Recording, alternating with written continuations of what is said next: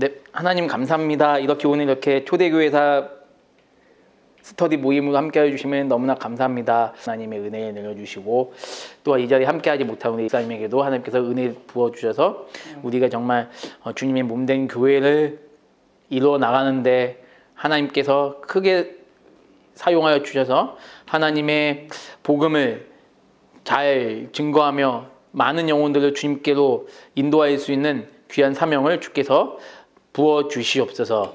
늘 주님을 위해서 헌신하며 주님의 영광을 위해서 공부하며 하나님 나라 확장을 위해서 헌신하는 우리 귀한 우리 동역자 우리 모두가 되게 하나님 도와주시고 이 초대교회사의 공부를 통하여 이런 역사를 통하여 하나님께서 말씀하신 것이 무엇인지 우리가 그 교훈을 알고 이 시대에 우리가 잘 깨달아 삶과 교회 내에서 실천하며 살아갈 수 있는 우리 믿음을 우리에게 허락하여 주시옵소서. 감사하며 살아계신 예수님의 이름으로 기도드립니다. 아멘. 자, 우리 제가 이제 교부에 대해서 이제 말씀을 이제 드리려고 하는데, 근데 교부 전에 좀 더 우리가 그 배경을 좀 더 얘기를 함께 나누고 좀 준비를 좀 했으면 좋겠다라는 생각이 들어가지고 한번 근데 여러분들에게 한번 이거를 한번 궁금했는데 제가 요걸 한번 쓸게요, 목사님. 저기 있구나. 죄송해요.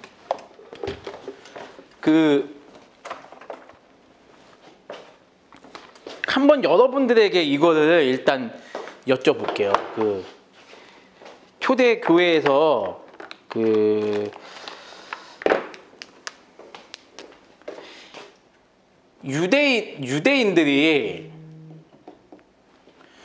유대인들이 어떤 사람들이었을까? 한번 여러분들이 그냥 상식적으로 한번 생각을 좀 해보셨으면 좋겠는데 유대인들이 어떤 사람들이었을까? 초대교회? 성경에 나오는 유대인들 한번 좀 더 이거를 좀 더 구체적으로 얘기를 논한다면 바리새인들 아니면 제 질문을 아예 확실하게 한번 드려볼게요. 예수님이 왜 그토록 예수님이 마태복음 보면 마태복음 1장 2장 이제 지나가면 3장에 갑자기 예수님이 바리새인들을 대하는 장면이 나온단 말이죠. 근데 성경에 보면 바리새인이 왜 그렇게 변질됐는지에 대해서는 분명히 성경에 나와 있지 않는데 예수님이 바리새인들을 보고 가장 심한 욕을 하셨죠. 독사의 자식들이라고. 자, 그리고 그 이후에 예수님 공생의 기간 동안 바리새인이나 서기관이나 사두개인 이런 사람들하고는 예수님하고는 사이가 평생 안 좋았단 말이에요. 그 이유가 과연 무엇일까? 초대교회사에서 좀 생각해 볼 문제라고 저는 한번 생각이 들거든요. 저는 제가 개인적으로 제 자신을 한번 이제 고민을 해봤거든요. 교회사 이걸 보면서 내가 과연 바리새인보다 믿음이 훌륭한가?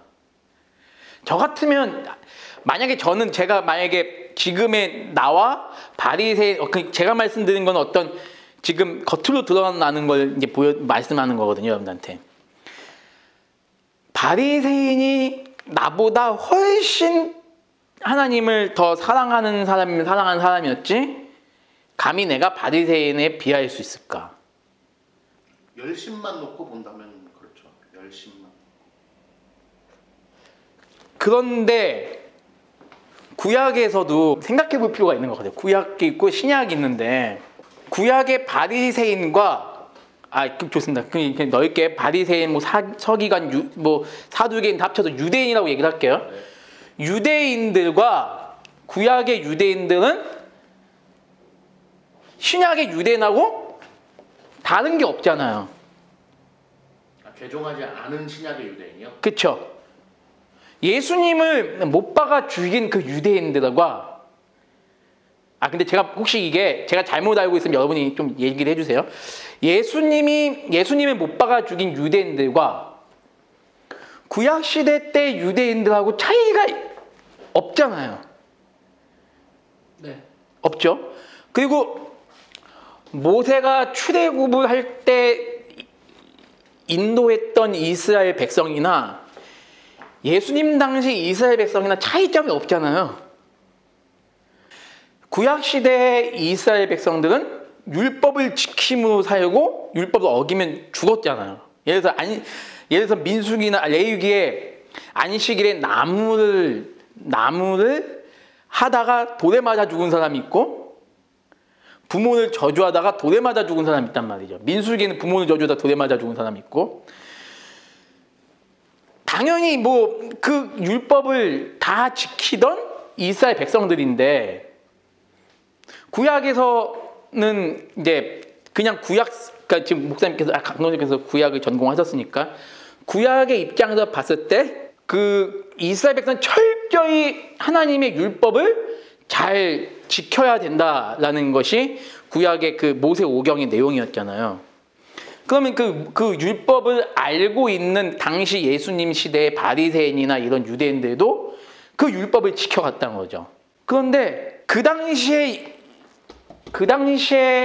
유대인과 예수님 당시 유대인의 차이점이 예수님 당시 유대인은 율법에 우리는 흔히 이렇게 알고 있잖아요. 율법에 하나님이 율법을 주신 참된 정신은 지키지 않고 그 눈에 보이는 율법의 내용만 지키려고 애썼기 때문에 예수님이 그들을 비난하셨다고 얘기하잖아요.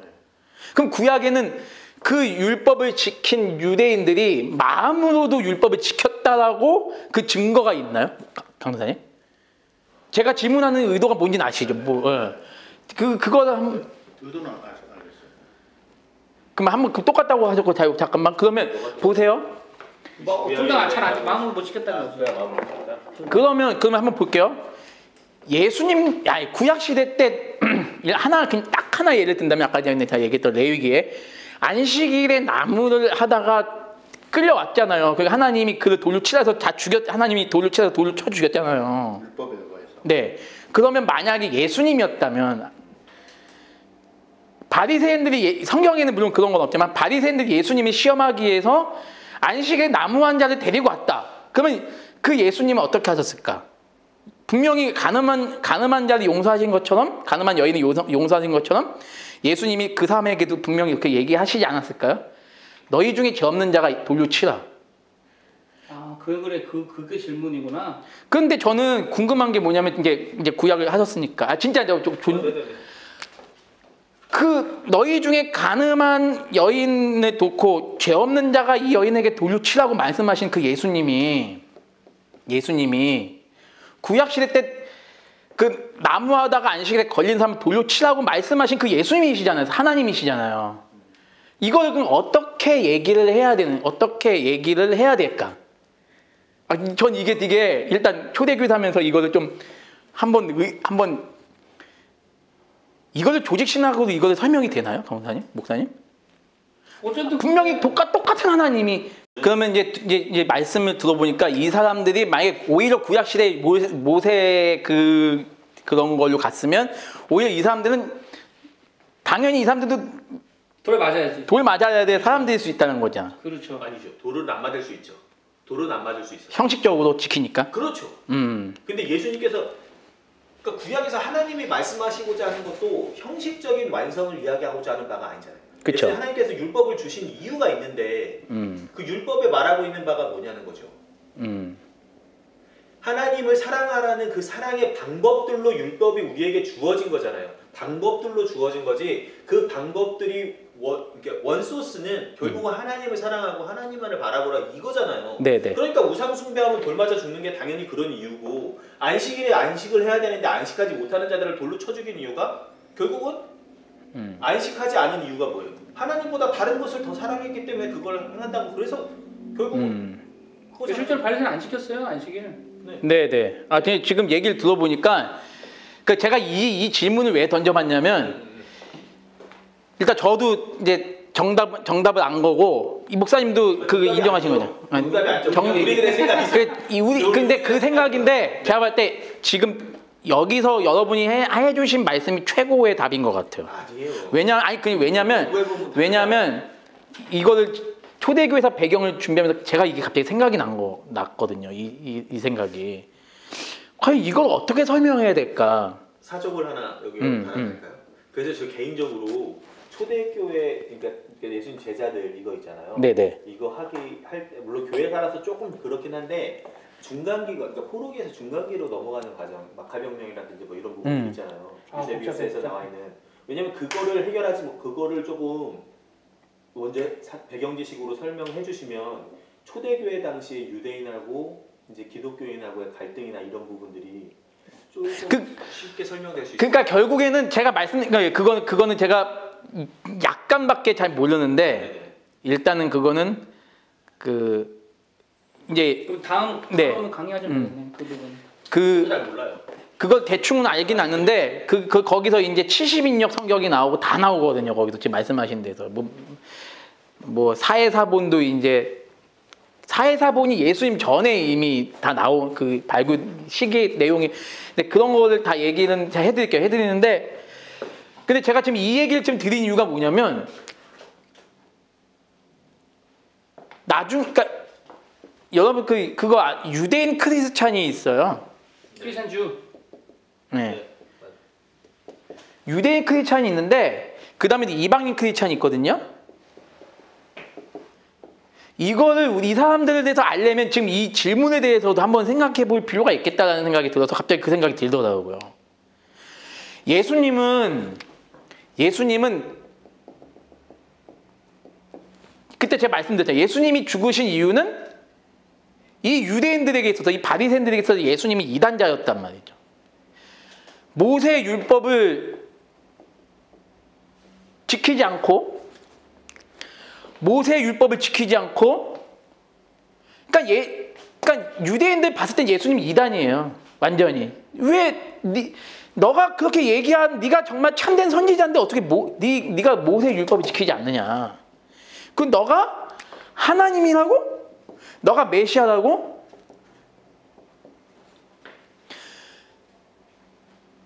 이 예수님 당시의 그 역사가 되게 중요하더라고요. 근데 이제 이 예수님의 역사를 예수님을 과연 우리는 너무 쉽게 고백하잖아요. 예수는 뭐다? 주. 그리스도라고 고백을 하잖아요. 근데 이 고백이 그러니까 초대교회 역사는 곧 이 예수는 그리스도라는 이 공식이 맞느냐 틀리냐를 증명해내는 시기거든요. 그럼 예수님을 그리스도라고 믿은 사람, 그 사람들은 이제 유대인 크리스찬이잖아요. 유대인 크리스찬인데 그 전에 우리가 초대교회사에서 알아야 될 건 뭐냐면 요 유대교에 대해서 우리가 좀 알아야 될 필요가 있다.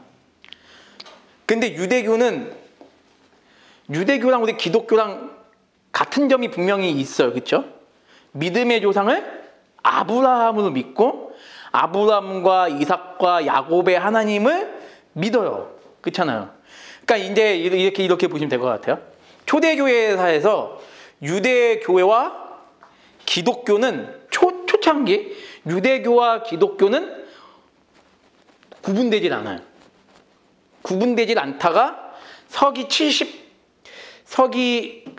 이걸 아셔야 돼요. 60 그게 구분되지 않는다는 게 이방인들이 볼 때 구분이 안 된다는 거 아니면 그 사람들 스스로도 구분을 안 해요? 이제 여기서 또 뭐가 있냐면요. 헬라파 유대인이 있어요. 아시죠? 사도행전 7장 6장에 그 다음에 히브리파 유대인이 있잖아요. 근데 이제 히브리파 유대인이면 대충 쉽게 말해서 히브리파 유대인은 예루살렘, 다시 말해 이스라엘 떠나지 않은 사람들, 이 사람들은. 헬라파 유대인은 이스라엘을 떠난 사람들을 말하고 있거든요. 그래서 이건 무슨 언어를 사용했냐고 해서 이거는 헬라어. 그럼 히브리파 유대인들은 어떤 언어를 사용해? 아람어를 사용했거든요. 아람어. 근데 히브리파 유대인들은 어떤 스타일이냐면 그러니까 예루살렘이 이 사람들에게는 예루살렘이 곧 하나님의 임재의 장소잖아요.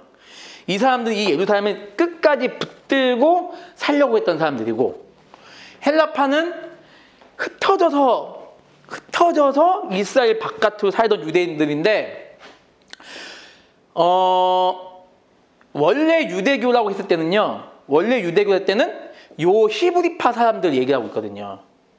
근데 이 히브리파 유대인의 대표적인 사람이 누굴까요, 여러분? 누굴까? 히브리파 유대인들의 대표적인 사람. 먼저 그럼 헬라파 유대인들의 대표적인 사람을 예를 들게요. 누굴까요, 여러분들? 사도 바울. 아니야? 사도 바울이야말로 히브리파요? 히브리파 유대인 중에 유대인. 히브리인 중에 히브리인이니까. 예. 헬라파 유대인의 대표적인 분은 스데반이죠. 그러니까 지금 이제 여기 잠깐 좀 멀리 나오긴 했는데, 원래 순수하게 히브리파 유대인은 거의 대부분 다 유대교였죠. 유대교였는데, 이 유대교가 어디까지는 예수님을 함께 이게, 그러니까 지금 오늘날의 유대교가 이제는 더 이상 기독교와는 이제 같이 갈 수 없는 그 개념이 언제였냐면 68년부터 74년에 이제 벌어졌던 유대 전쟁.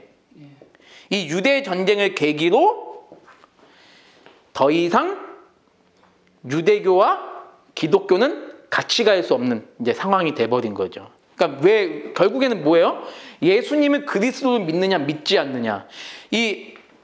그러다 보니까 이 히브리파 유대인의 유대인이라고 하는 사도 바울도 결국에는 예루살렘을 떠날 수밖에 없는 그런 상황에 이제 가는 거고, 그리고 히브리파 유대인 중에 누가 있냐면 바로 사도 베드로가 있죠. 사도 베드로는 끝까지 거의 대부분 전도 지역이 유대를 중심으로, 물론 이방인 고넬료도 뭐 전도하고 했지만 거의 대부분이 베드로는 유대를 중심으로 한 전도를 많이 했고, 바울은 형식적으로는 히브리파 유대인인데 전도를 하고 이렇게 선교를 하는 걸 보니까 헬라파 유대인과 같은 역할을 했어요. 당시 전 유럽을 이제 돌아다녔죠. 근데 이제 이 얘기를 하기 전에 있어서 이 유대교의 가장 핵심이 뭐죠, 여러분들? 예루살렘 성전이에요. 예루살렘 성전이 없는 유대인은 생각할 수가 없을 정도로 예루살렘 성전은 굉장히 상징성이 컸어요. 상징성이 컸어요. 볼게요, 여러분들. 예루살렘 성전이 왜 상징성이 컸을까요, 여러분들?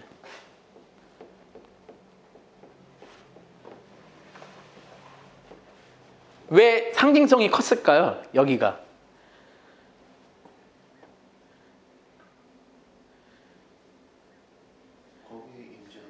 그렇죠. 하나님이 여기 임재한다고 생각하기 때문에. 근데 이 예루살렘 성전이 한 번 파괴됐잖아요. 유다가 멸망하면서. 한 번 파괴됐는데 또 지었단 말이에요. 또 지었잖아요. 학개와 스가랴나 느헤미야나 이런 분들 통해서 또 지었잖아요. 그런데 이게 또 언제 망하죠? 또 이게 이 두 번째 지었던 예루살렘 성전이 시리아. AD 70년에 망한단 말이에요.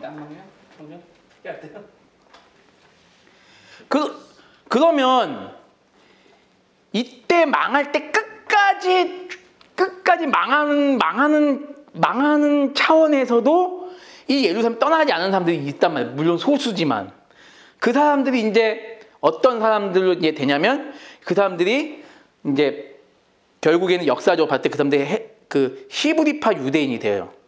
이 사람들이.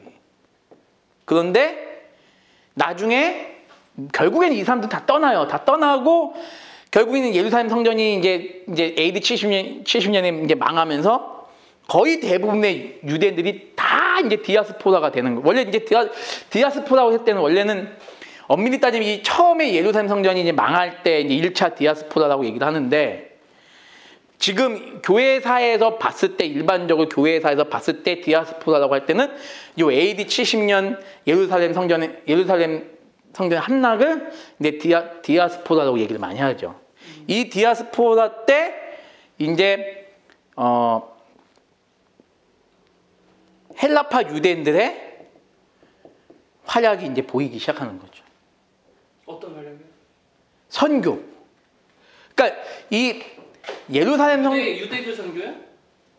아니죠. 이제 AD 70 아까 제가 얘기했잖아요. 68년에서 74년을 기점으로 이게 이제 6년 동안 유대 전쟁이 일어나는데요. 이 사이에 70년에 이제 예루살렘 성전이 망하잖아요. 요때 이 유대 전쟁을 기점으로 해가지고 유대교와 기독교 안에 유대교와 기독교는 공존할 수가 없어요. 그러니까 이렇게 이해하시면 돼요. 이 당시만 해도 기독교라는 이름이 없었던 거예요. 이 당시만 해도. 예수님부터 사도시대까지만 해도 기독교라는 이름이 없었고 유대교라고 생각하시면 돼요. 근데 그 유대교가 그 안에서 이제 변질이 일어나기 시작하는 거죠. 예수를 그리스도라고 믿느냐 믿지 않느냐. 그거에 대한 이제 서로의 갈등과 다툼이었는데 결정타가 이제 유대 전쟁에서 이제 떠나는 거죠. 그래서 유대인들이 축출당해요.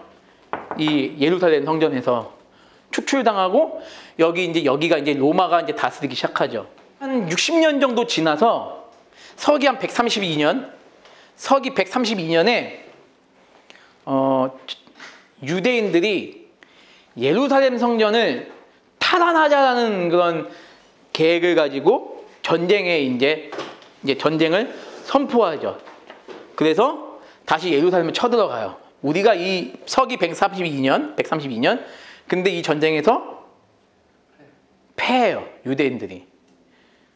그게 그 코크 발언 예, 맞아요. 예. 코크 그러니까 이거를 이게 교수님마다 이제 번역을 달리하는데 저는 코크 바르라는 사람이 반란을 일으키는 거예요. 유대인의 대표자가 코크 바르인데 이 사람이 예루살렘 성전 탈환을 위해서 쳐들어갔다가 패해요. 패해서 로마 황제가 너네들은 더 이상 예루살렘 성전에 들어올 수 없다 해가지고 문을 막아버려요. 로마 황제가. 그래서 그때부터 유대인들은 1948년까지 통곡의벽? 예, 그때부터? 예, 유랑 생활하는 거죠. 2차 세계대전이 끝나는 그때까지 총 거의 1300년을 유대인들이 이제 예루살렘을 그리고 나서 이 예루살렘은 어디의 성지가 되냐면 이슬람교의 성지가 되는 거죠. 근데 이제 개인적으로 저는 이게 저뿐만 아니라 이제 대부분의 역사신학 가르치는 교수님들은 뭐라고 얘기하냐면 이게 오히려 잘 됐다. 기독교 입장에서는 예, 하나님의 섭리, 하나님의 작정, 삼위 하나님의 작정으로 봤을 때 이건 훨씬 잘 된 거다. 왜? 만약에 예루살렘에서 기독교가 그냥 유지돼 있었더라면 근데 코크바르 저 혁명은 유대 혁명이지 기독교 혁명이 아니잖아요. 아무튼 유대인들이 여기를 찾으려고 했다가 못 찾은 거니까 이제 그러니까 결국에는 여기가 지금 이슬람 메카 다음으로 유명한 데가 지금 예루살렘이거든요. 통곡의 벽에서 그분들은 기독교냐 유대교인들이거든요. 유대교인들. 근데 만약에 예루살렘 성전이 지금까지 있었다면 아마 여기는 우상숭배의 아주 가장 최고의 전성기를 맞는 곳이 아닐까. 유대인들에게 유대인뿐만 아니라 우리 기독교도 만약에 그러니까 이건 물론 역사학자들의 평가지만 과연 예루살렘 성전을 끝까지 이 사람들이 지키고 있었다면 기독교가 이렇게 전 세계로 확산될 수 있었을까? 이런 얘기를 하는 거죠. 하나님 섭리 가운데 그렇게 해주신 거네요. 그러니까 그렇게 믿는 거죠. 우리는 믿고 그리고 이제 사도행전 15장에 나오는 예루살렘 공의회도 똑같은 개념으로 우리가 이제 바라봐야 되고. 그러니까 그러니까 기독교가 이렇게 확산될 수 있었던 계기는 바로 예루살렘 로마 제국에 대한 핍박이 하나가 있었고 또 뭐냐면 헬라파 유대인과 히브리파 유대인과의 갈등. 그리고 세 번째가 예루살렘 함락. 그러니까 이렇게 하시면 될 것 같아요. 헬라파 유대인들하고 히브리파 유대인이 나중에는 엄청 싸워요. 예수님이 승천하고 나서 사도시대 이후에. 헬라파 유대인들은 왜 싸우냐? 헬라파 유대인이 뭔지 헬라파 유대인이 뭐죠, 목사님? 헬라파 저는 유대. 개념이 잘 안 잡혀요. 헬라파 유대인은 국적은 이스라엘이지만 이스라엘에 살지 않는 당시 그리스나 뭐 아랍이나 아프리카에 살고 있는 유대인들. 그러니까 이민과 예, 신앙생활. 예. 히브리파 유대인들은 끝까지 이스라엘에 살고 있는 유대인들. 히브리파 유대인들은 근데 사도 바울은 다소 출신이잖아요. 네네네. 그거는 아까 히브리파라고 그러셔가지고. 이렇게 생각하시면 돼요. 히브리파 유대인들은요, 굉장히 자부심이 강해요. 어떤 자부심? 우리는 모세의 율법을 목숨같이 지킨다. 우리는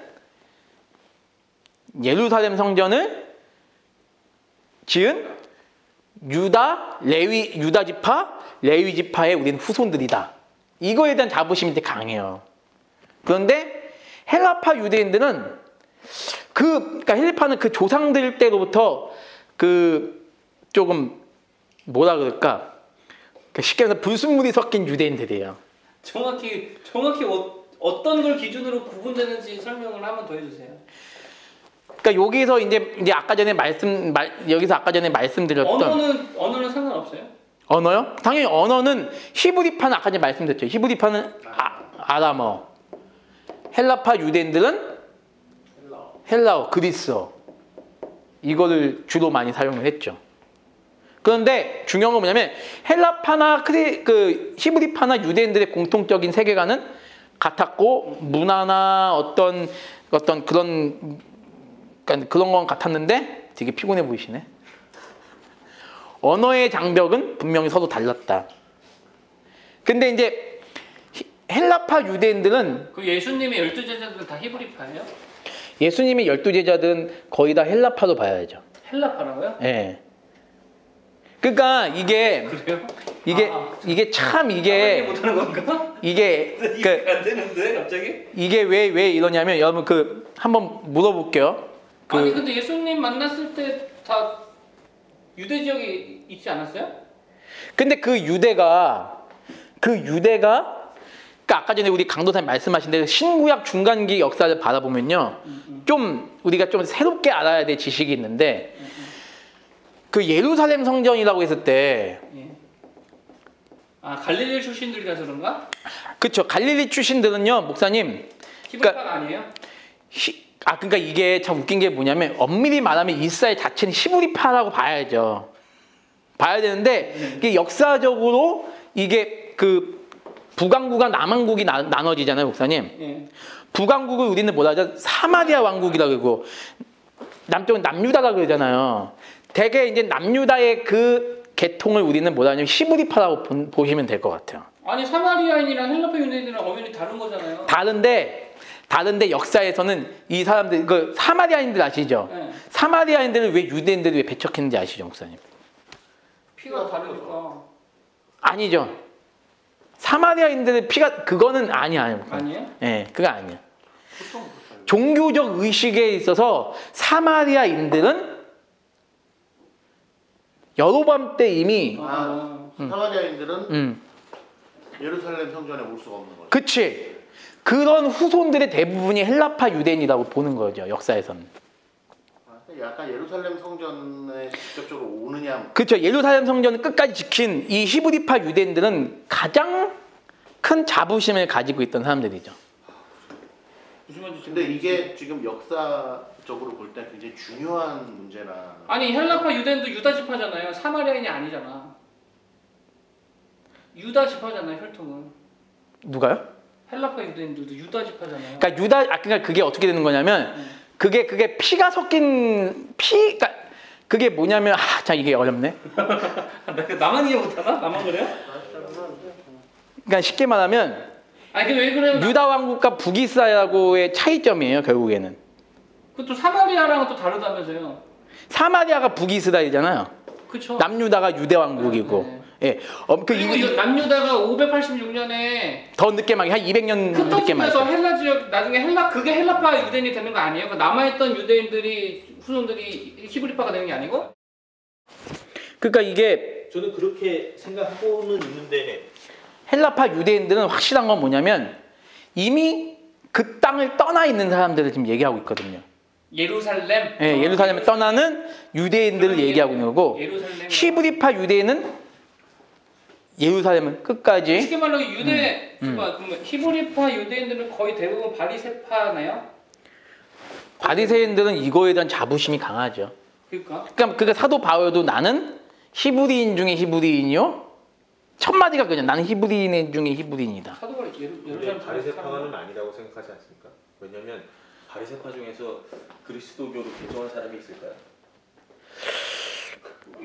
사도 바울과 같은 수준으로 하지 않으면 그치 근데 역사에서는 그거는 발견되진 않았는데 않을까 싶어요. 제 생각에는. 히브리파 유대인, 헬라파 유대인이라고 할 때는 기독교 안에서의 부분이에요?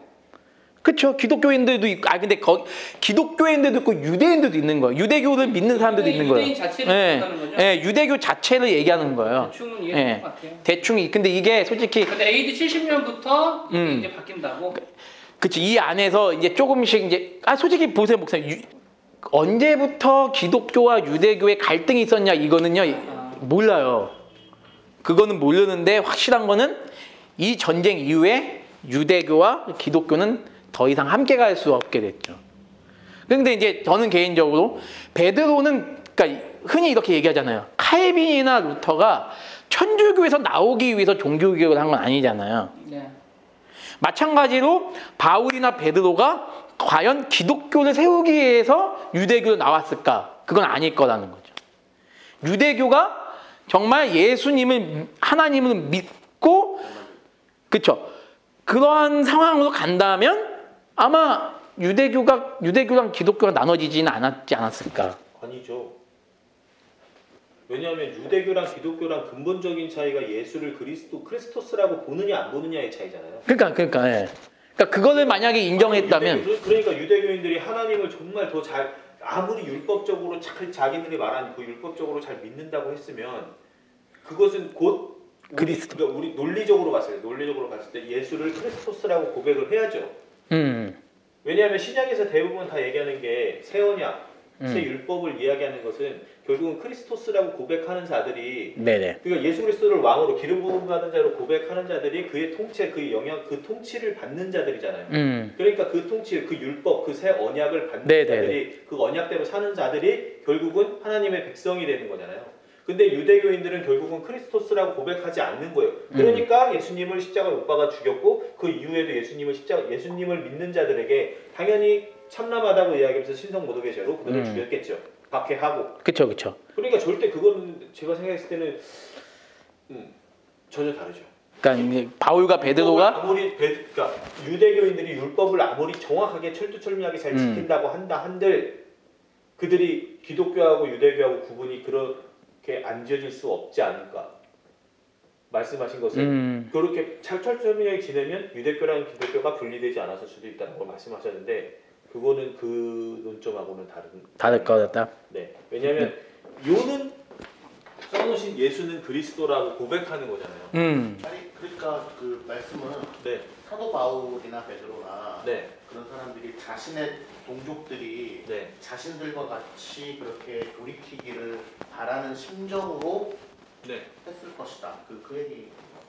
그 말씀이 아니시. 그러니까 만약에 그렇게 했으면 유대교와 기독교가 굳이 하나님의 섭리 가운데 그렇게 될 수가 없었겠지만 그거는 그렇게 정말 다 돌이켜서 그리스도를 그러니까 어쨌든 AD 그랬다면 70년을 기점으로 해서 그게 두 개가 확연히 나눠진다는 말씀하시려고 하는 거잖아요. 그렇죠. 그런 건 있고 그 다음에 이제 또 여기서 또 지형적으로 그 디아스포라의 개념에서 나눠진다고.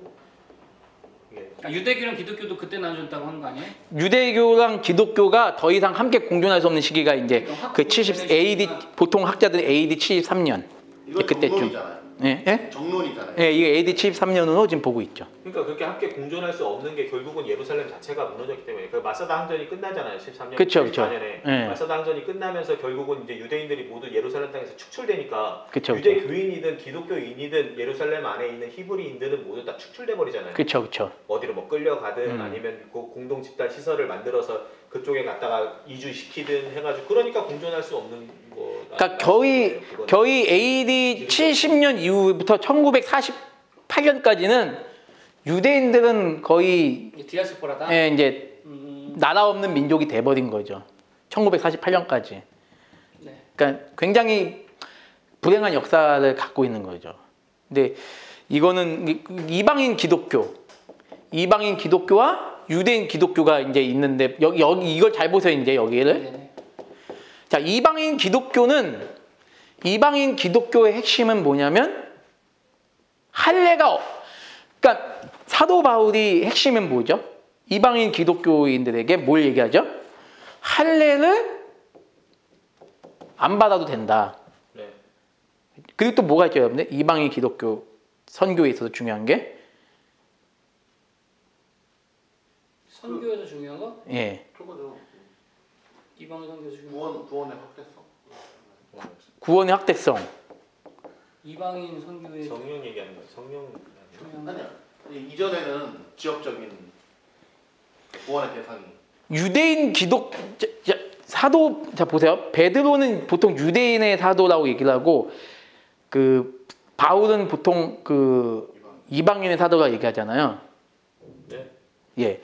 근데 여기서 이제 이걸 또 이해하시면 됩니다. 헬라파 유대인들이 있어요. 헬라파 유대인은 이 두 가지를 보통 다 수용을 해요. 그 유대인들 가운데 이 헬라파 유대인들 가운데 예수님을 믿게 된 이방인들에 대해서 이런 것들 다 수용을 하게 돼요. 아, 그래, 너네들 환영할게. 할례 안 받아도 돼. 뭐 이런 식으로. 그런데 이 유대인 기독교들은 이런 부분에 있어서는 조금 물론 이제 수용을 하게 돼요. 나중에 수용하게 되는데 초창기에는 좀 엄격하게 이걸 좀 따졌어요. 그럴 수밖에 없죠. 예. 따졌어요. 이게 언제까지 가냐? 이게 바로 AD 70년까지 가요. AD 70년. 그리고 모르겠어. 사도 요한이 이제 98년도 AD 98년도에 이제 세상을 떠났다 그랬는데 이때까지도 이런 역사가 가는지는 모르겠는데 최소한 AD 70년 예루살렘 성전 멸망까지는 이방인 기독교에 대한 선교나 유대인 기독교, 이방인 기독교 선교 방식에 대해서 이제 이해를 하고 수용을 하게 되죠. 물론 히브리파 유대인들도 마찬가지가 되고요. 그러니까 예수님 이후에 그 사도들이 살아 있을 동안의 역사를 보면요. 12명의 사도들이 요한만 빼고 교회사에서 보니까 다 이방을 향해서 전도를 하러 나갔다라는 역사가 있어요. 그래서 우리가 특히 이제 도마 얘기하는데 그 저번에도 제가 말씀드렸지만 혹시 그때 목사님 계셨었나? 마르코 폴로의 동방 견문록에 보면 도마가 인도가 이렇게 있으면 인도의 서남부에 도마가 선교했던 흔적이 되게 많이 남아 있다는 거. 이거는 뭐 이제 그 정론은 아니겠지만 가야 시대까지 왔었다는 얘기도 있잖아요. 아, 그게 정론이라고는 말은 못하죠. 그러니까 도마가 가야까지 왔다는 얘기가 있어요. 우리나라에 삼국시대 그 초창기 뭐 신라 진흥왕 시대 그 도마의 그 기록이 있다 그러더라고요. 근데 그거에 과연 이게 도마의 기록인지는 모르겠고. 역사적으로 맞아요? 연대가? 아니 그 진흥왕 시대 발견된 그 유물을 보니까 도마와 관련된 그 내용이 있다 그러더라고요. 뭐라 그래? 고가야라고 해야 되나? 그렇죠. 금관가야 전에 고가야. 근데 그 시대가 이제 도마랑 한 300~400년 이제 이후의 일인데 그 기록에 도마가 왔었다라는 내용이 있다 그러더라고요. 근데 이제 그게 정론은 아니고 그냥. 그러면 1세기인데 1세기에 도마가 왔었다라는 그게. 그렇죠. 우리나라에 왔었다는 거죠. 근데 그게 이제 가야 시대에 그런 썰이 있어요. 그 가야 시대 그 유물이 발견됐다 이제 그런 얘기가 있는데 근데 우선은 아니고. 돌에 예, 도래. 도마에 뭐 그런 흔적이 있어요. 그 가야 시대의 유적에 도마의 흔적이 발견된 게 있어. 사람들 말에 의하면. 근데 그게 신학자들의 얘기는 아니고 일리는 있어요, 근데. 고고학자들의 얘기죠. 고고학자들의 얘기. 일리는 있어요.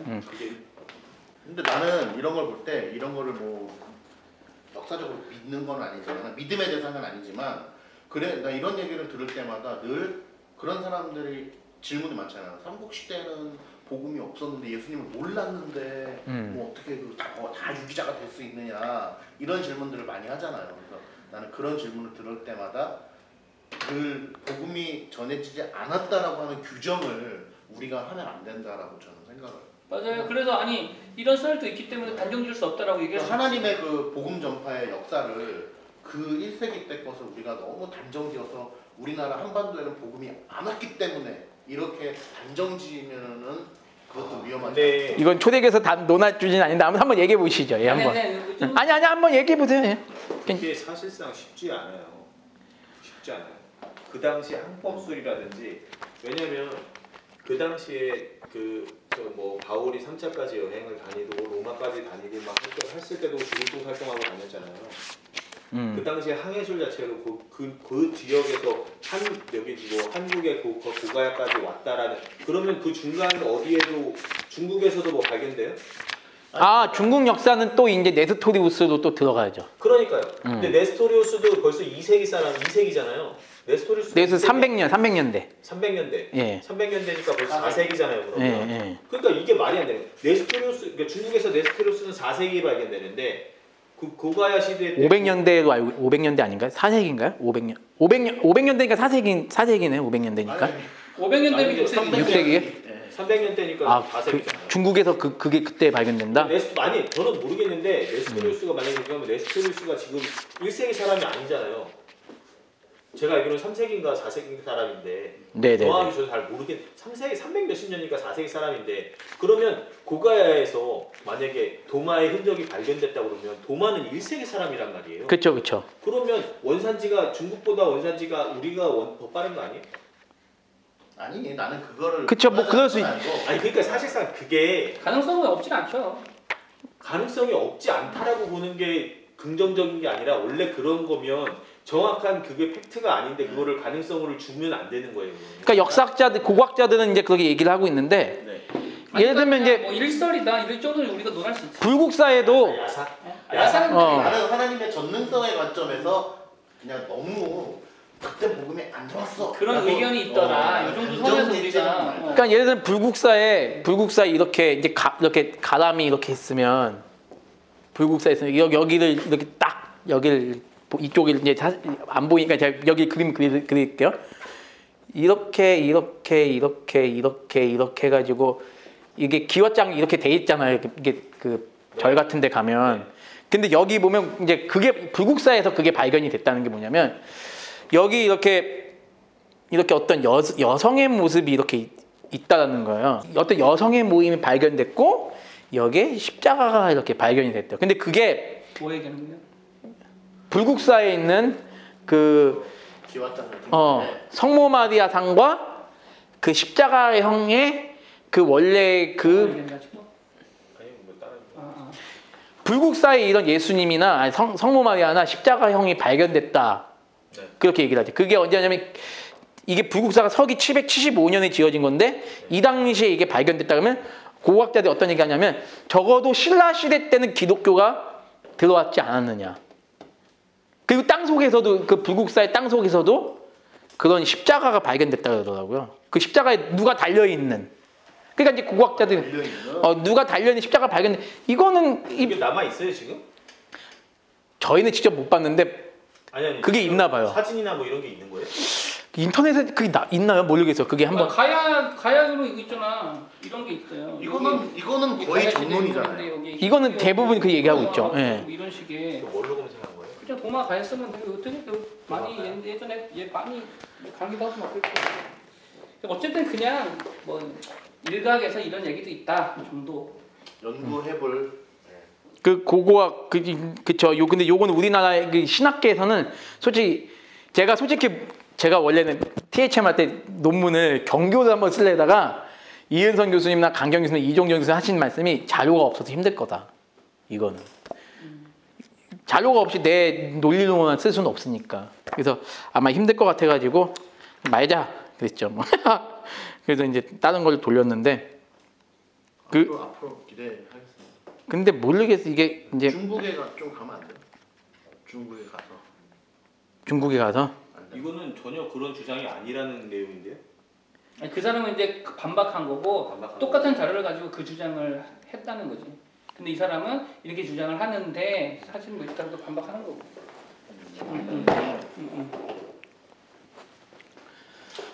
여기까지 일단 가고요. 잠시 쉴까요? 잠깐 쉬시죠. 네. 도마가 인도 선교 간 거는 거의 정설인 것 같더라고요. 그러니까 이제 역사에서는 예수님 12제자 중에서 제일 멀리 선교하러 간 사람이 이제 도마라고 얘기를 하죠. 이게 여기서도 뭐냐면 그 우리가 알고 있는 그 허씨가 우리나라의 허씨가 인도의 공주가 와가지고 꾸린 그 일손들이 다 허씨거든요. 그러니까 김수로 왕이 왕후했던 허왕이 인도에서 왔다는 설은 거의 정설이에요. 인도 사람이네요. 허씨가. 우리나라의 허씨들의 선조가 그 인도. 인도에서 온 인도 그 계열이네요. 왕비로부터 이렇게 와가지고 그 일가가 일어났다. 그거는 정설이에요. 지금 허씨들도 본인들이 그렇게 생각하고 있어요. 그건 제가 알아요. 왜냐면 제 친구가 허씨인데 허씨였는데 지가 그 입으로 지금 얘기해줬어요. 우리 조상이 인도 사람이다. 김수로 왕 때 이렇게 들어와가지고 인디안. 와가지고 했어요. 근데 여기서는 그거예요. 김수로 왕 왕후했던 허왕이 인도에서 왔기 때문에 그를 따라서 왔던 사람들의 가여 선교사 하리라는 전제.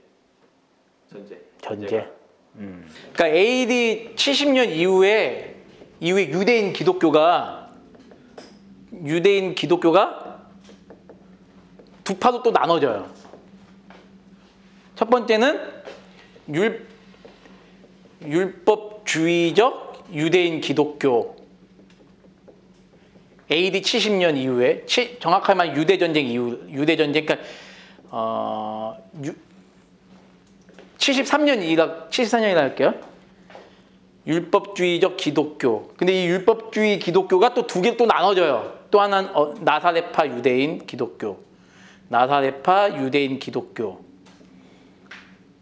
두 번째 에비온파 유대인 기독교. 이렇게 두 개로 나눠지고요. 요 밑에 율법주의적 기독교 말고 요 밑에 또 뭐가 있냐면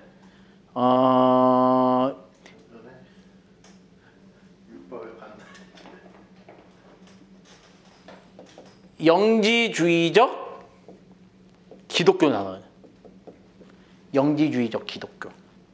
그래서 이제 나사렛파 유대인은 예수님 나사렛에서 자랐었다 해서 이 나사렛에서 그 예수님 나사렛에서 자랐다 해서 예수님의 가르침을 쫓아간다는 사람들이 이제 만든 이름이죠. 주로 나사렛에 많이 살고 있었고 이 사람들의 핵심은 뭐냐면 율법주의적 유대인 기독교이긴 한데 이 사람들은 어떤 특징이 있냐면 이방인 기독교인들이 할례를 안 받고 그런 구약의 어떤 제사를 지내지 않아도 다 우리는 수용하겠다. 근데 이제 에비온파 기독교는 아니다. 우리는 반드시 할례를 지켜야 된다. 그리고 구약의 모든 제사지들을 지켜나가겠다. 라고 하는 사람들이 이제 에비온파 기독교고요. 영지주의적 기독교 여러분이 너무나 잘 알고 있는 영지주의나 가연서를 믿는. 다시 말하면 여기는 이단이라고 보면 되겠죠. 그래서 유대인 기독교가 크게 예루살렘 성전 이후에 이렇게 나눠진다 사실. 이해되시죠, 여러분? 교단이죠. 예. 이렇게 나눠지는 게 있고요. 그러면 이제 여기서 이제 제일 중요한 건 뭐냐면 트라얀 황제라고 있어요. 이제 기독교 박해했던 인물 중에 트라얀 황제 때 본격적으로 이 영지주의와 가연설이 이제 대두가 되는 거죠. 트라얀 황제 때. 그러면 이제 우리가 이제 흔히 요거는 그냥 참고로 알아두시라고 말씀을 드린 거고요. 그럼 오늘 이제 교부에 대해서 잠깐 얘기하고 인물 두 명만 얘기하고 마치겠는데 교부라는 이제 교부를 이제 볼게요. 교부를 보는데 그럼 교부는 어디서부터 누구부터 교부라고 해야 될까요, 여러분들? 누구부터 교부? 저번에 폴리갑부터라고 하지 않았어요? 폴리갑은 교부 중에 유명한 분이고 그 전에. 자, 사도는 누구까지가 사도일까요, 여러분들? 요한. 그렇죠, 요한. 그러면 사도 시대는 언제까지가 사도 시대죠? 98년. 예. AD 98년까지가 사도 시대라고 보면 되는데 AD 98년은 왜 사도 시대다? 요한이 좀 요한이 이때 이제 사망을 했다라고 믿는 거죠. 그러니까 사도는 예수님의 제자 12명밖에 없다. 이제 우리는 이렇게 이제 믿는 거죠. 그럼 사도 시대 이후에 누구냐? 바로 속사도 교부다. 속사도 교부는 사도의 제자들. 그 제자들이면서 사도를 직접 본 사람들, 그러니까 사도 시대와 가장 가까운 사람들은 속사도 교부다 얘기를 한다고 한다면 이 속사도 교부 시대는 언제까지냐? AD 그 몇 년부터겠죠? 적어도 AD 100년부터 그 100년을 잡을게요. AD 100년부터 자, 조금 전에 어떤 황제 얘기했죠. 어떤 황제 한 명. 예, 트라이안 황제가 세상을 떠나는 AD 서기 180년까지를 보통 속사도 교부 시대라고 얘기해요. 그러면 AD 180년부터 AD 몇 년까지? AD 몇 년은 아니고 AD 7세기까지. AD 7세기면 서기 한 600년대. 600에서 700년까지. 이때까지를 우리는 무슨 시대를 한다? 교부 시대. 교부 시대라고 한다. 근데 이제 좀 이제 이 여기를 좀 앞당길게요. 여기를 좀 앞당겨서 한 서기 한 80년이나 잡을게요. 그래서 역사에서는 서기 한 80년부터 AD 80년이면 예수님이 승천하신 지 한 50년이 지났을 때 얘기거든요. AD 80년부터 AD 180년, 즉 몇 년이죠? 100년. 100년을 속사도 교부 시대라고, 속사도 시대라고 해요. 속사도 교부들의 시대. 그 이때부터 한 600년을 교부 시대라고 얘기를 하죠. 교부 시대 얘기하면서 교부를 또 크게 두 가지로 나눠요. 교부를 어떻게 두 가지로 나누죠, 여러분들? 교부를 어떤 역사적인 회의를 기준으로 해서 교부를 두 개로 나눠요. 니케아 공의회가 몇 년이죠? 니케아 공의회가 323년인가? 325년. 325년 니케아 공의회를 기준으로 니케아 전 교부, 니케아 후교부로 나눠요. 그래서 이 김광철 교수님이 우리나라에서는 교부에 대한 책은 이제 교부학에 개신교에 이제 천주교 한 분 있고 개신교 있는데 김광철 이 교부였던 상권은 니케아 전의 교부를 지금 다루고 있습니다. 니케아 전의 교부. 여기 보죠? 니케아 이전 교부. 그래서 여기 몇 명이 나오냐면 니케아 이전 교부 중에 몇 명이 나오냐면 30명 정도가 나와요. 니케아 이전 교부 중에 몇 명이면 보통 30명 정도가 있어요. 그리고 니케아 이후 교부가 60명이 있어요. 근데 우리가 이 교부들 중에 우리가 아는 사람은 크게 어거스틴, 폴리갑, 아타나시우스, 또 누가 있죠, 여러분들? 뭐 많죠. 보통 이 정도 알잖아요.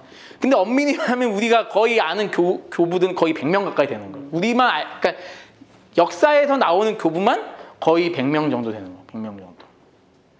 그러니까 325년을 기준으로 니케아 이전, 니케아 이후라는 그런 게 있고요. 그리고 이제 여기 이제 교부에 대해서 이제 좀 들어가면 교부 연구는 천주교가 더 열심히 하나요? 개신교가 더 열심히 하나요? 천주교가 더 열심히 하겠죠. 예, 근데 그럼 왜 천주교가 더 열심히 할까? 교부에 대해서. 자신들의 뿌리를 증명하기 위해서. 정통성을 좀 증명하기 위해서. 왜냐면 그것이 맞아요. 그건. 우리는 계속 종교개혁 쪽을 빠더니까요. 그쵸. 근데 보니까 종교개혁을 알려니까 종교개혁의 훌륭한 신앙의 선배들이 다 이 교부들에 대해서 알고 있었다는 거죠. 그러니까 우리도 이제 교부에 대한 연구가 개신교가 좀 교부 연구가 제일 약해요. 그러니까 역사 신학 중에서 제일 연구가 약한 데가 교부 쪽이에요. 교부 쪽. 근데 이제 이 교부를 연구하려면 자료가 많아야 되는데 제가 다음 주 모임 때 제가 그 라틴 서방 교부 책을 한권 보여드릴게요, 여러분한테. 그것도 그 책으로 이제 막 제본을 많이 뜨셨는데 여러분 한번 왜냐 그 책도 안 나와요. 판매가 안 돼서. 그 책은 다른 이제 분이 쓰신 책이 있는데 제가 한번 여러분에게 다음 주에 한번 갖다 드릴게요. 거기 여섯 명의 교부가 나와. 히랍 보통 이제 여러분들 이제 교부라고 할 때는 서방 교부가 있고 동방 교부가 있어요. 동방 교부가 그러니까 한번 볼게요. 서방 교부와 동방 교부의 차이점이 뭘까요, 여러분들? 언어, 그쵸? 언어야. 어떤 언어? 라틴어랑 헬라어겠죠. 그쵸? 라틴어랑 헬라어의 차이점이거든요. 그래서 보통 서방 교부는 어떤 언어를 쓴다? 라틴어를 쓰고 동방 교부는 헬라어를 써요. 그럼 우리는 오늘날 우리가 추구하는 개혁주의 신학의 뿌리는 주로 대부분이 어디일까요?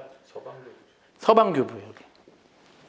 이쪽에도 물론 우리가 이제 있는데 동방 교부는 오늘날 그리스 정교회가 많아요. 그리스 정교회가. 그래서 동방 교부까지 소식 공부하려면 너무 양이 많고 서방 교부 정도는 우리가 기본적으로 이 사람들이 어떤 일을 했는지는 좀 알아둘 필요가 있겠다라는 생각이 좀 듭니다. 드는데 교부란 뜻이 교회 아버지잖아요, 여러분들. 교회 아버지라는 뜻을 제일 먼저 사용한 분이 누굴까요? 교회 아버지. 원래 교부라고 했을 때는 그냥 아버지란 뜻이었거든요. 이게 이제 이게 라틴어거든요. 근데 이게 영어로 변하면 이렇게 되잖아요. 파터라고 얘기를 했거든요, 원래. 그러면 그럼 여기서 아버지는 누굴까?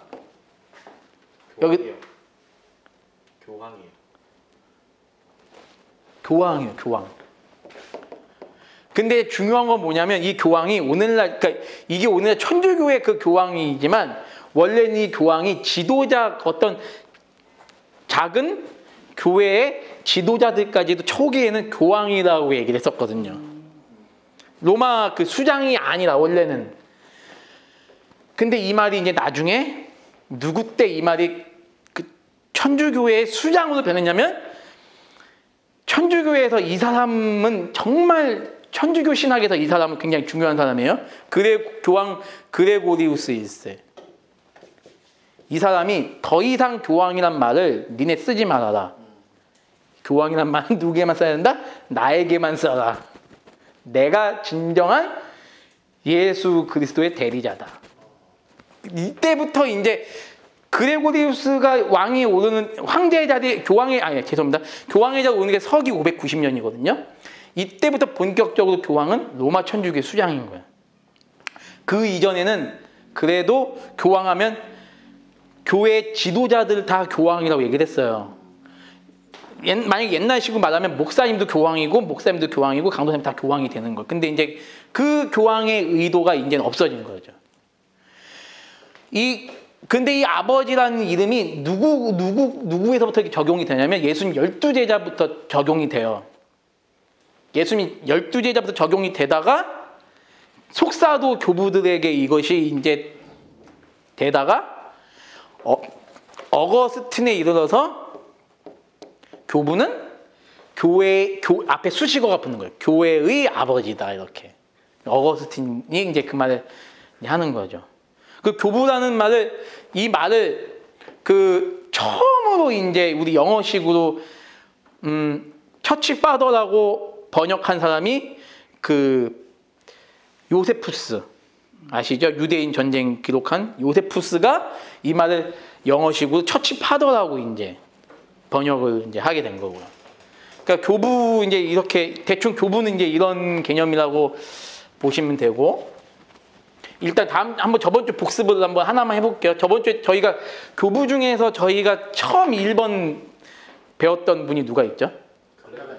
예, 클레멘트인데 클레멘트가 두 명이 있어요.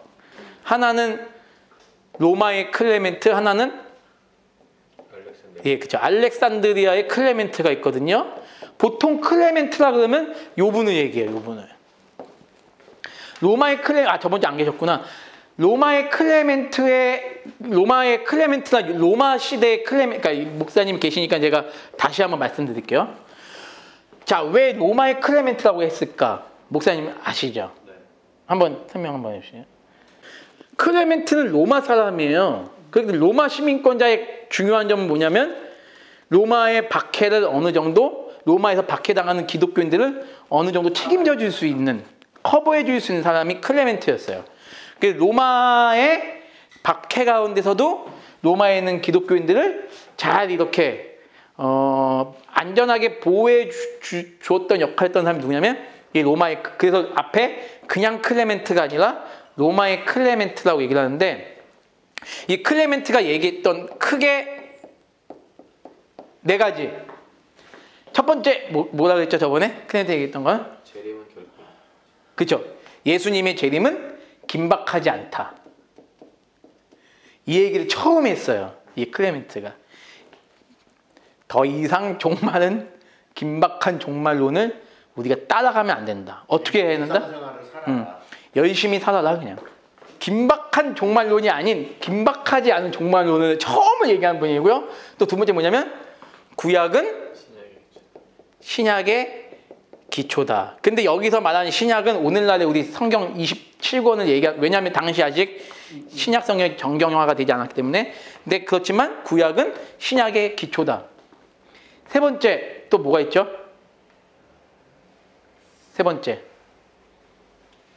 교회는 카리스마적 공동체가 아니다. 그쵸. 기억하셔야 되거든요. 교회는 카리스마적 공동체가 아니라 이제는 어떤 공동체다? 제도적 공동체로 가야 된다. 지도자가 있어야 된다. 그쵸. 지도자가 있어야 된다. 이제는. 이 얘기를 하는 사람이 또 네 번째. 네 번째 뭐가 있을까요, 여러분들? 성찬에 대해서 한번 했을 것 같은데. 성찬에 대해서 다음 분이 얘기할 거예요. 네. 자, 네 번째 뭐가 있죠, 여러분들? 기억이 안 나세요? 다? 저는 마리아의 처녀성은 인정하지만 마리아는 인간이지 그리스도 대리자가 되지 않는다. 그렇죠. 마리아는 절대 예수님의 어머니이긴 하지만 인간의 대리자는 될 수 없다. 이 네 가지를 얘기했던 분이 로마의 클레멘트. 완전 개혁주의인데요? 뭐 복음주의도 다 여기까지 다 허용하니까. 알미니안도 여긴 다 허용하죠. 뭐. 그냥 예. 아마 이건 신천지 요거는 요거 두 개는 아니겠구나. 요 두 개는 아니겠네. 신천지는. 근데 아무튼 뭐 대부분이 여기는 다 인정하겠죠. 근데 중요한 건 뭐냐면 목사님 말씀 잘했지만 교부는 니케아 이전 교부는 천주교랑 일치해요. 우리랑. 네. 놀라시죠? 니케아 이전 교부는 천주교랑 우리랑 같아요. 똑같죠. 놀라시. 놀랄 건 아닌 것 같은데. 네. 두 번째가 누구냐면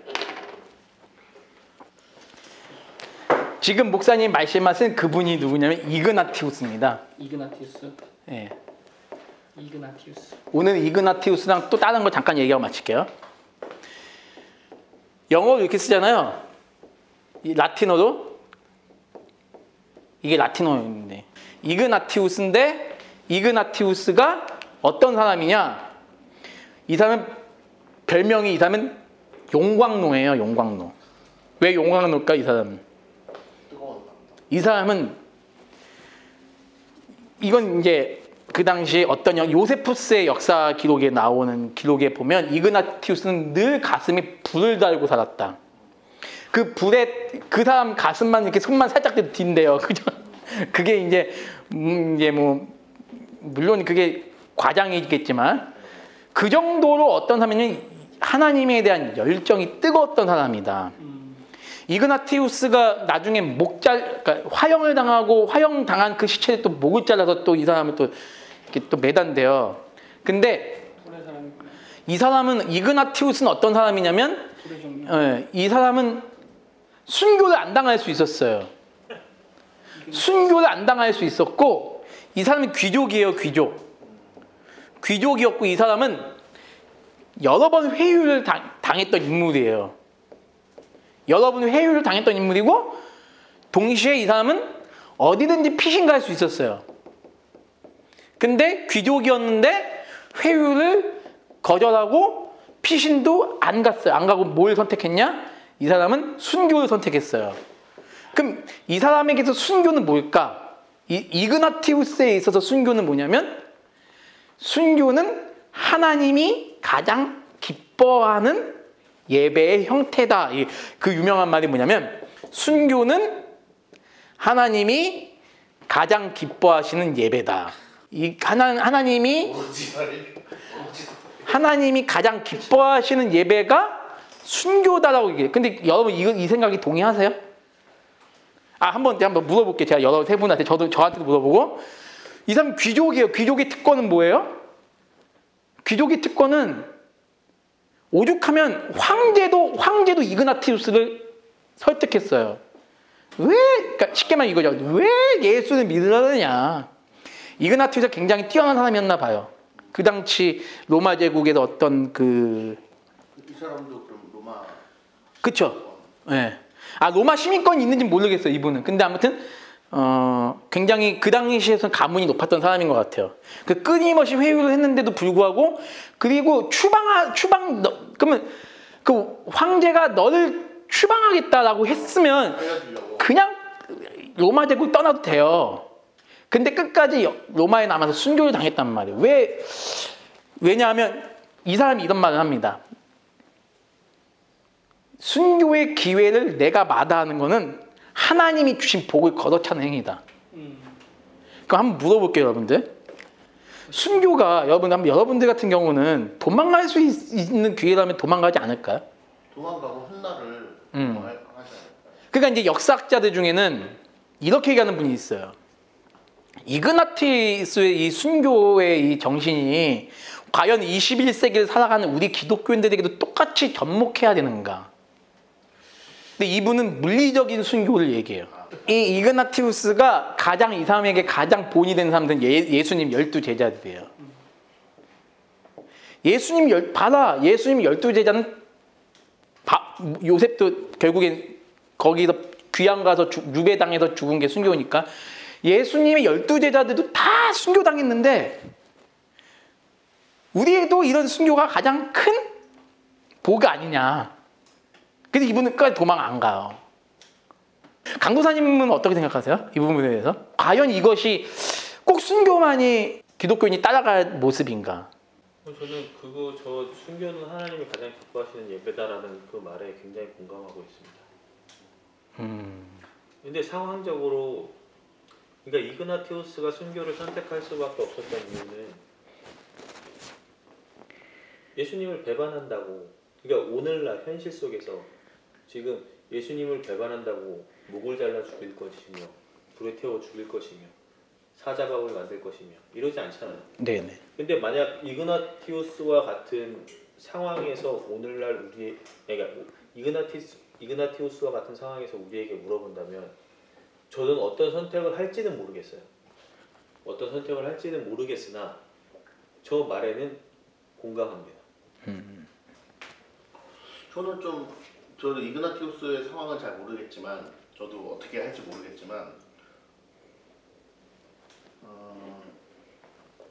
회유나 피신을 한다고 하면은 그리스도를 거부해야 되는 거죠. 예수님 다 이거는 이제 훗날은 다시 이제 베드로 같이 회개하고 다시 돌아올 수는 있겠죠.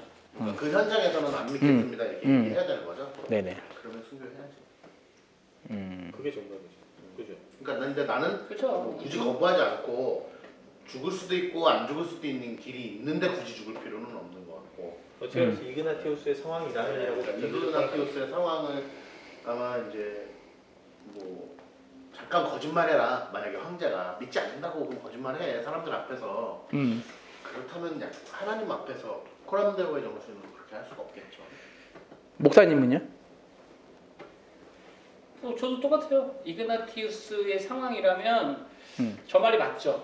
왜냐면은 뭐 순교냐 배교냐의 상황일 테니까 그러면은 저 말이 당연히 맞죠. 순교는 하나님이 가장 기뻐하신 예배다. 이 말이 이그나티우스는 굉장히 유명한 말이고요. 결국엔 이그나티우스가 그렇게 이제 순교를 이제 축죠. 그러니까 저도 순교가 하나님의 은혜가 없으면 가능하지 않겠다라는 생각이 드는데, 근데 아무튼 저는 세 분이 공통된 의견을 보여주셔서 저는 괜히 놀랐어요. 저는 이렇게 대답을 기대했거든요, 솔직히. 저 이그나티우스 저건 아닌 것 같다. 저는 이렇게 대답을 기대했는데 여러분들은 땅에 별로 큰 소망을 못 살기 때문에 그래서 예배만 오면 순교하겠습니다. 되게 놀랐어요. 저는 솔직히. 아무튼 하나님이 가장 기뻐하신 예배다. 순교는 이그나티우스의 명언이고요. 그리고 이그나티우스가 이제 얘기했던 이제 교리들을 간단하게 한번 살펴볼게요. 이그나티우스가 말했던 교리 중에 핵심은 뭐냐면, 이그나티우스는 예수님은 이성을 가지고 계신다. 이성이 뭐죠, 여러분? 신성과 인성이죠? 이성? 네. 이러고 쓸 이걸 한문으로 써주시든지요.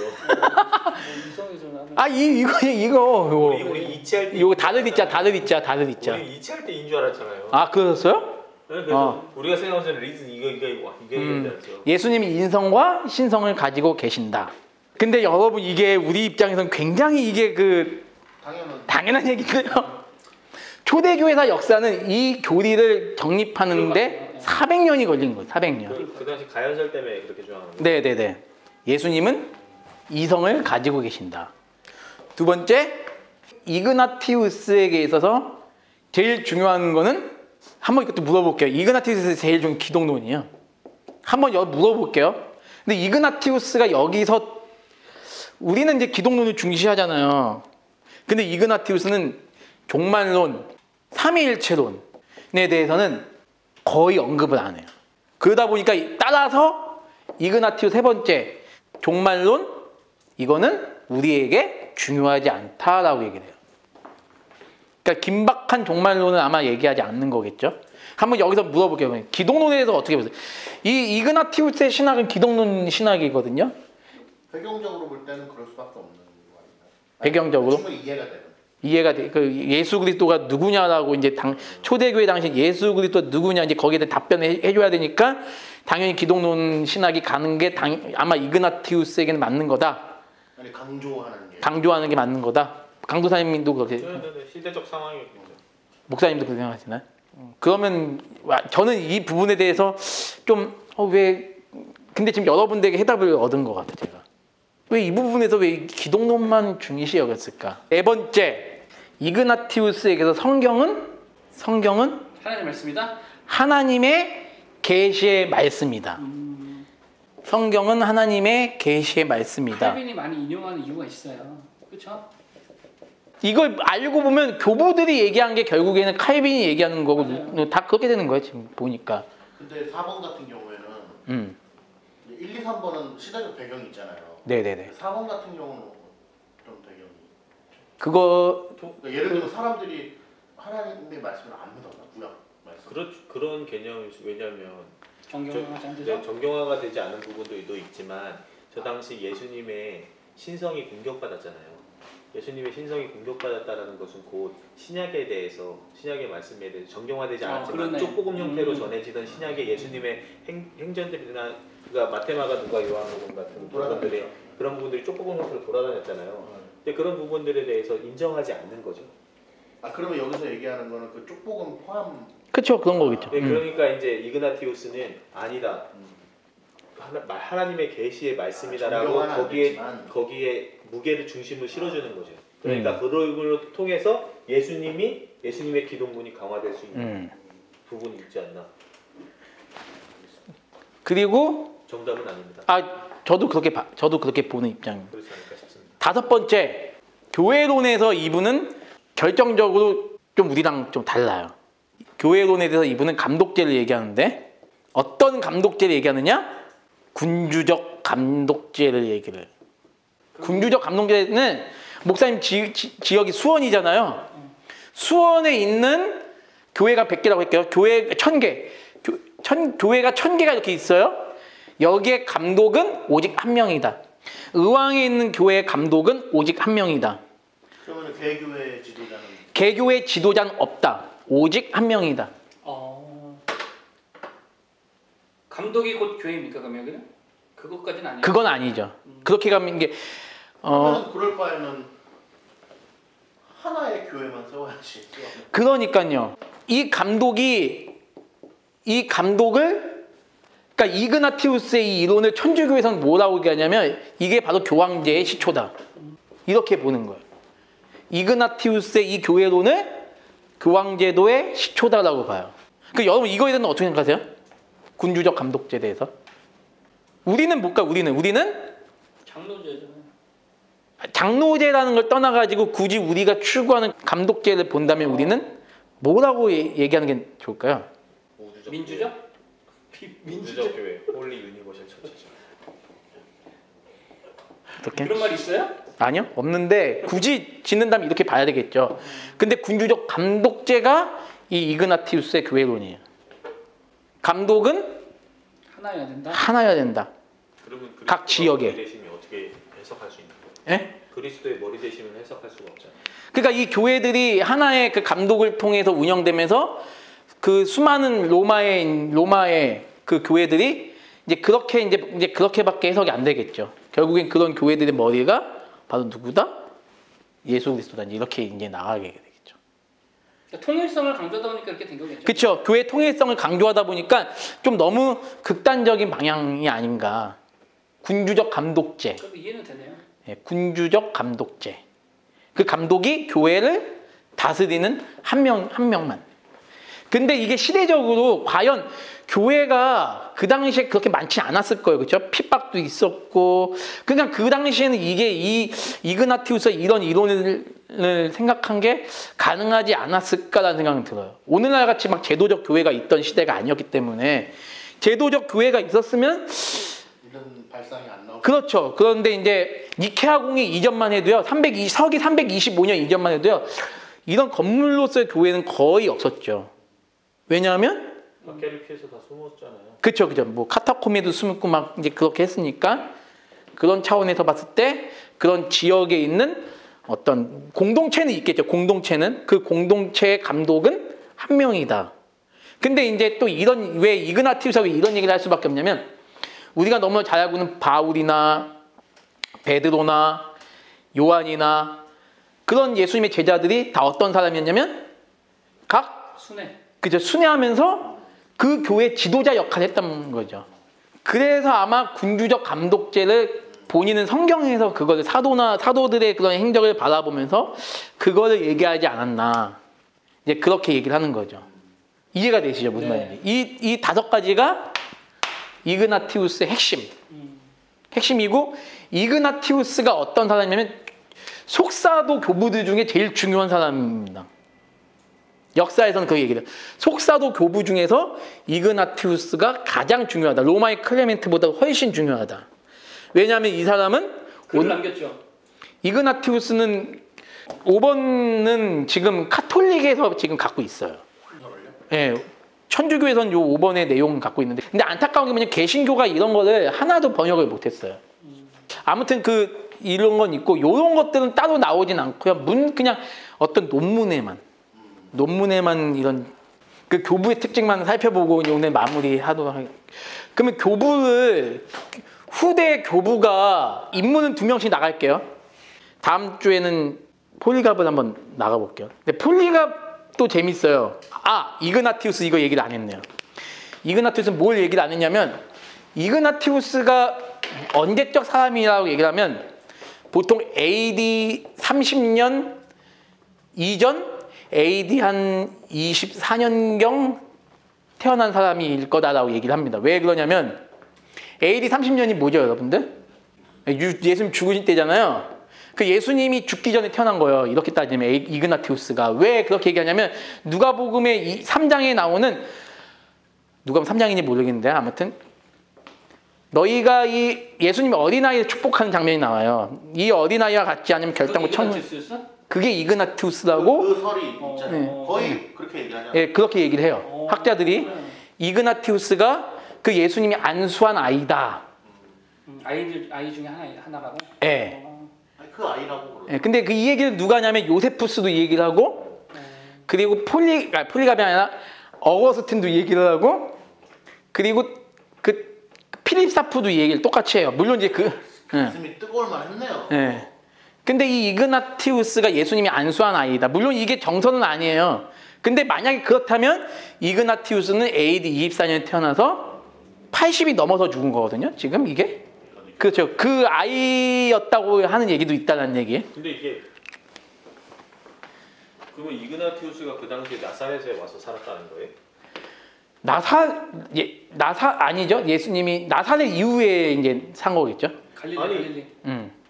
나사렛은 예수님이 12살까지밖에 살지 않았으니까. 그러니까 갈릴리 주변 나사렛이 갈릴리에서 뭐 그렇게 멀지 않으니까. 네. 그래서 아마 거기 이스라엘 땅에 와서 살았다는 거예요? 네네네. 이그나티우스가요? 그러니까 아니 학자들은 이제 그렇게 이제 보는 거죠. 그러니까 저는 그게 말이 안 된다고 생각하는 게, 그러니까 뭐 그거를 보고 트집 잡고자 하는 게 아니라 제가 이해가 안 돼요. 이그나티우스가 서방교부잖아요. 네네네. 서방교부의 가장 특징이 라틴어를 사용하는 거란 말이죠.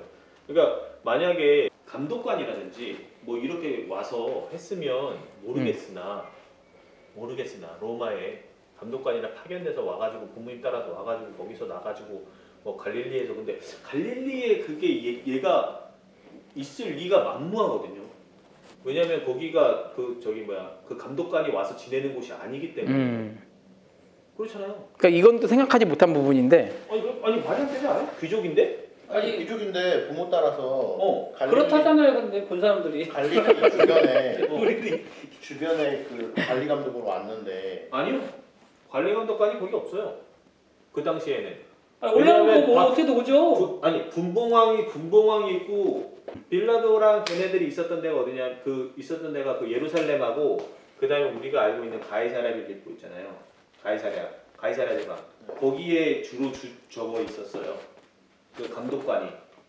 그리고 갈릴리라든지 그쪽 북쪽하고 남쪽하고 이쪽 서쪽 지방이 있는데 이쪽에는 다 분봉왕 3명이 헤롯 왕의 아들하고 해가지고 3명이 이스라엘 그 왕들이 그 다스리고 있었고 그들을 관리하는 감독관이 예루살렘에 있었고 군대는 가이사랴에 있었고 그게 거의 정설인데. 근데 이거에 대한 설명은 하나도 없어서. 어거스틴이나 또 요세푸스가 남긴 글에서 어떤 설명은 없는 거. 그거는 모르겠어요. 저도 그거는 제가 전해져 내려오는 이야기. 전해져 내려오는 이야기이긴 한데 이게 구설로. 그 어거스틴도 그냥 전해져 내려오는 이야기. 내가 볼 때 다 적었단 말이야? 사람들이 다 본 자료가 하나 같아. 그럴 수 있겠죠. 왜냐면 어거스틴은 이그나티는 본 적이 없거든요. 그럼 요세푸스 그걸 받겠죠. 왜냐면 요세푸스가 센 것도 둘째 치고 제일 빠를 걸요 아마? 거의 비슷한 시기. 왜냐면 그때 중간기 때도 요세푸스도 약간 이야기꾼이잖아요. 뭐 그런 뭐 만난 그렇죠. 뭐 요세푸스는 뭐 그렇죠. 아니 그 정도로 우리가 이해하면 돼요. 근데 이그나티우스가 했던 명언 뭐라 그랬지 아까 전에? 순교는 하나님을 가장 기뻐하시는 제사다. 예, 그 정도 예배다. 예, 그거. 그러니까 뭐 이거는 뭐 믿거나 말거나고. 근데 이거 좀 예수님이 안수합니다. 그러니까 조금씩 좀 이렇게 뭐라 그래야 되지? 미화하는 게 많이 있기 때문에. 예수님이 축복한 아이 중에 한 명이라고? 근데 이거 설교에 많이 등장하던데. 그러니까 얘기 들어보셨죠, 목사님들 이거? 많이 들어봤어요. 이게 뭐라고 설명이 되는지 한번 볼게요. 한번 보세요. 그냥 그런 학설이 있다. 이제 교부 그럼 후세에 그러면 교부를 인증하기 위한 절차가 있어요. 이 사람은 후대 그러니까 절차 자격이죠. 교부의 절차 자격. 첫 번째 이거를 어떻게 설명해야 되죠? 첫 번째가 그러면 아까 네네. 클레멘트나 그런 사람들이 실제로 살아 있을 때는 뭐 교부라고 불려지긴 했겠지만 아까 교회 아버지란 말을 어거스틴 처음 사용한 거잖아요. 네. 네. 그 전에는 그러면 뭐 특별한 명칭은 아니었어도 이제 그때는 교황이라는 명칭이 원래는 그런 이제 그런 지도자들을 향해서 이제 세워진 거죠. 교부의 자격은 첫 번째가 뭐냐면 고전성입니다. 고전성이라고 했을 때는 오래된 사람들 얘기예요. 오래된 사람들 뭐냐면 AD 70년에서 아까 제가 얘기했던 언제까지? 7세기. 이렇게 한 700년까지, 600년, 700년까지 고대에 살았던 사람들, 이 사람들을 교부라고. 어떤 분들은 좀 모르는 분은 칼빈도 교부고 뭐 다 그렇게 얘기하는데 아니다. 그건 아니다. 교부는 요 시대까지만 교부다. 그러니까 사도는 예수는 12제자. 700년에 끊는 기준이 있어요? 700년이 끊는 기준은 뭐냐면 혹시 사르마뉴 대제라고 들어보셨나요? 사르마뉴 대제가 이제 전 로마 제국을 이제 통치할 때 그 이전 시대를 왜 그렇게 끊는지는 모르겠지만 사르마뉴 대제의 전 유럽 통치. 그러니까 사르마뉴 대제라 그러면 유명한 게 뭐냐면 신성 로마 제국이에요. 예, 신성 로마 제국의 출발이 이제 여기서부터거든요. 그 이전의 인물들이 교부다. 이제 이렇게 보는 거죠. 그리고 또 두 번째로 교부의 자격은 또 뭐냐면 여러분 생각할 때 교부는 어떤 사람이 교부여야 될까요? 교부는 경건한 자. 이게 그래서 이제 웃긴 건 뭐냐면 어거스틴을 과연 교부에 넣어야 되냐 마느냐에 이제 막 싸움이 있었어요. 어거스틴 젊을 때 막 문란하게 막 살고 뭐 그러니까 어거스틴이 젊을 때 막 사창가도 가고 했던 기록들이 너무 많대요. 정말 많이. 근데 이제 중요한 건 뭐냐면 하나님 앞에 회심한 이유를 보자. 그 이후의 삶을 보자. 누구나 인간은 다 역사 속에서는 기록은 안 나있지만 교부들 중에도 분명히 뭐 그런 사람이 있지 않겠느냐. 그래서 이제 어거스틴에 대해서 그러니까 이제 경건한 자가 교부의 자격이 된다. 해서 두 번째. 세 번째가 뭐죠, 여러분? 세 번째가 경건한 자랑 이거랑 뭐 구분짓고 싶지 않은데 세 번째가 뭐냐면 거룩성이에요. 거룩성.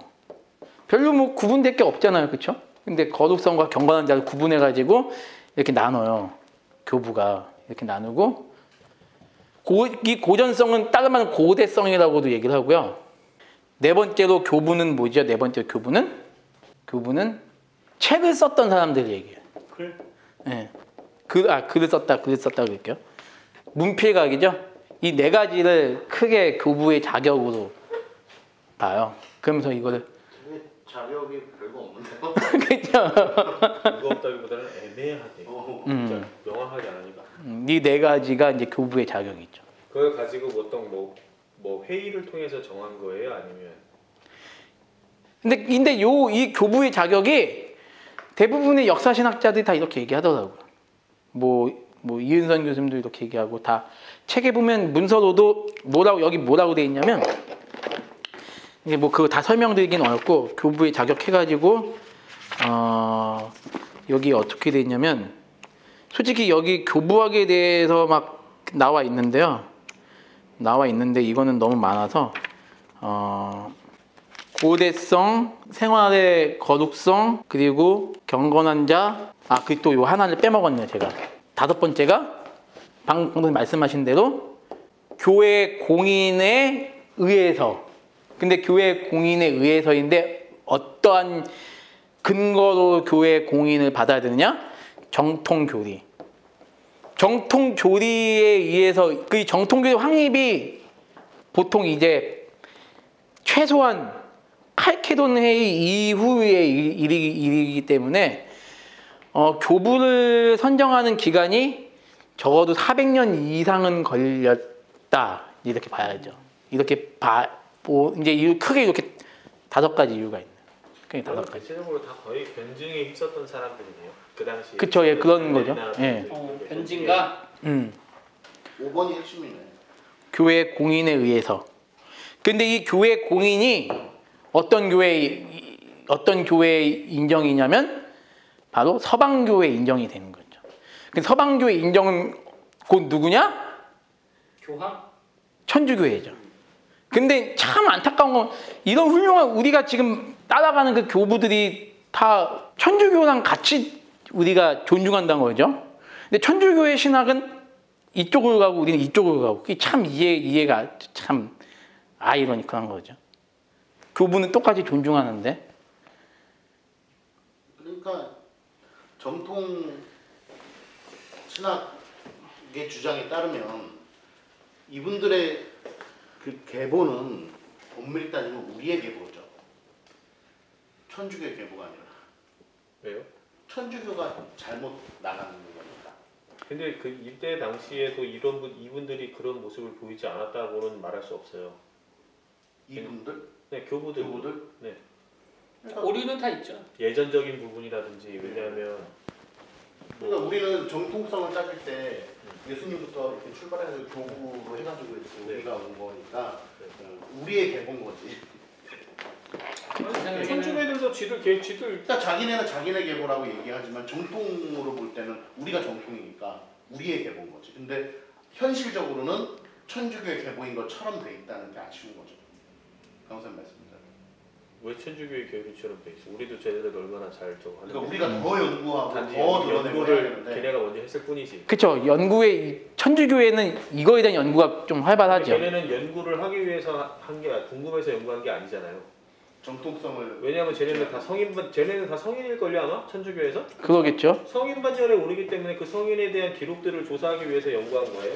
그냥 그러겠죠. 우리가 사실은 우리 개신교도 우리의 정통성을 입증하기 위해서 저분들을 더 연구하고 책을 그쵸. 맞는 그러니까 개신교에서도 이런 사람들의 이름이 좀 알려지면 좋은데 설교 때 많이 얘기해야 되겠다. 이그나티우스가 그 교회론에 있어서 그래서 이걸 얘기하는 게 이그나티우스가 최초로 보편교회라는 용어를 사용해요. 최초로 보편교회. 가톨릭이요? 하나의 교회. 그쵸. 카톨릭 교회. 가톨릭 처치. 이그나티우스가 천주교에서는 왜 속사도 교부들 중에서 이제 마칠게요. 속사도 교부들 중에서 왜 이그나티우스가 가장 중요하냐? 서방교회의 이 사람이 서방교회의 기틀을 세웠다고 이제 역사는 보거든요. 그러면서 동시에 이 사람이 이분이 이제 그런 의도는 없었겠지만 천주교회 오늘날 그 천주교회에 이그나티우스 신학이 있어요. 이 천주교회를 지탱하는 가장 훌륭한 신학자다라고 얘기를 하죠. 오히려 토마스 아퀴나스보다 훨씬 더. 근데 웃긴 건 뭐냐면 칼빈 그분도 이그나티우스도 인용하고 있고. 이게 참 웃긴 거죠. 아무튼 그 보편교회라는 용어를 천주교회가 이제 갖고 갔죠. 그래서 뭐